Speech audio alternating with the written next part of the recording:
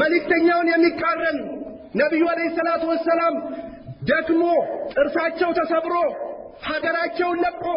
ልጆቻቸው ተሰድቦባቸው ለክብራቸው ሳይሉ ተንቀጥቅጦ ተርቦ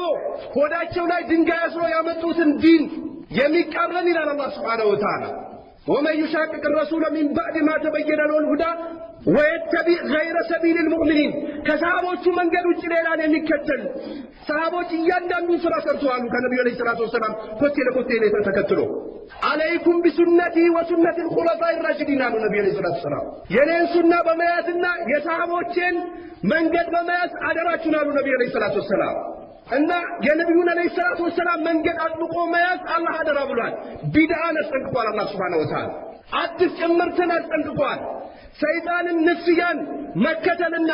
አሉባልታን አዳዲስ ጭማሪዎችን አላህ Subhanahu Wa Ta'ala አስጠንቅቋል فليحذر الذين يخالفون عن امره ان تصيبهم فتنه او يصيبهم عذاب اليم على الله እነዛ ይጠንቀቁ የአላህ መልእክተኛ የሚቃረቡ ሰዎች ይላል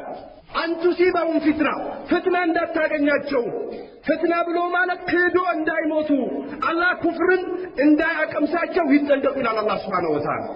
ነብዩን በመቃረናቸው ስሜታቸውን በመከተላቸው አሉባልታን በመከተላቸው አዲስ ጅምርትን በመጀመራቸው ቢድዓን በማስፋፋታቸው ነብዩ ያላሉትን ብለዋል በማለታቸው የነብዩን መንገድ በመቃረናቸው ይጠንቀቁ ኩፍር ላይ እንዳይወድቁ ይላል አላህ Subhanahu Wa Ta'ala